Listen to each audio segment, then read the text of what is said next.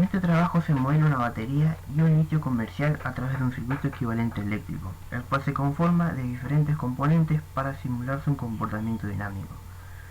Como los valores de estos componentes varían de acuerdo al estado de carga de la batería, se presenta un procedimiento para la estimación de parámetros basado en el método de mínimos cuadrados. Comenzamos definiendo el modelo a utilizar a través de un circuito equivalente eléctrico, el cual se compone de dos partes.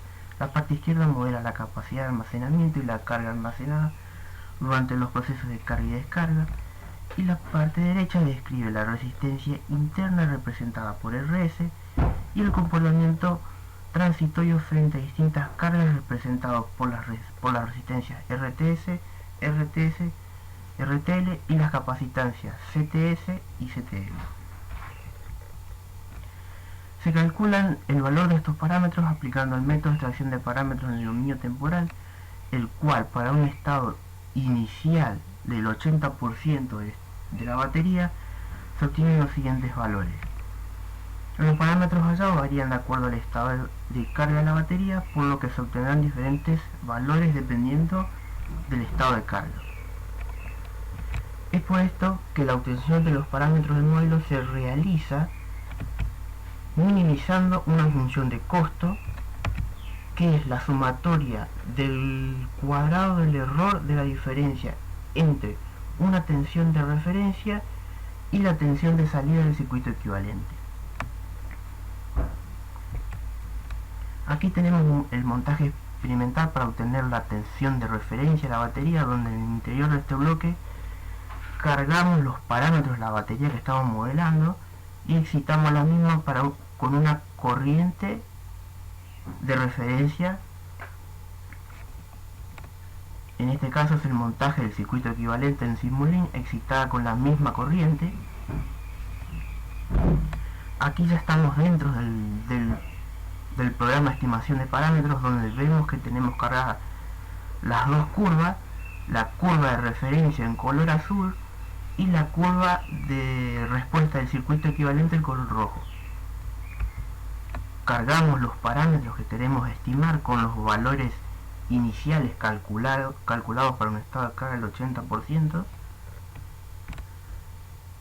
Configuramos las opciones de cálculo, definimos el método no lineal de milímetros cuadrados, el algoritmo que vamos a utilizar, los parámetros de tolerancia y la función de tolerancia, y configuramos un número máximo de iteraciones de cálculo.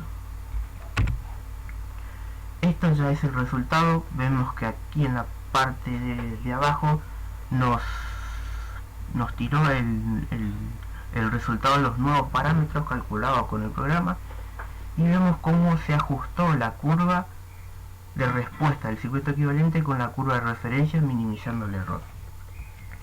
Esto se visualiza mejor en la siguiente gráfica, donde en color rojo vemos la tensión de referencia, en color negro la respuesta del circuito equivalente con los parámetros calculados para un estado de carga del 80%, y la azul es la nueva con los parámetros calculados con el programa.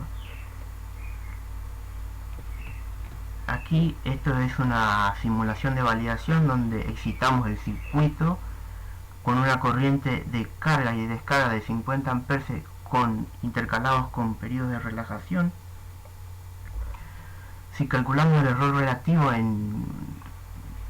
entre la tensión de referencia y la del circuito equivalente, obtenemos un error relativo máximo del 0,19%, siendo esta forma de modelar la batería bastante precisa. Como conclusión, que tenemos, se presentó un procedimiento para la estimación de parámetros de un modelo de una batería de ion litio. Para la estimación de parámetros se utilizó una herramienta disponible en Simulink.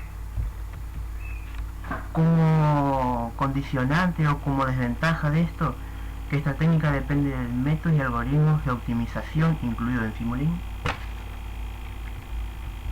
Y a partir de estos parámetros se puede formular una representación en espacio de estados del modelo de la batería.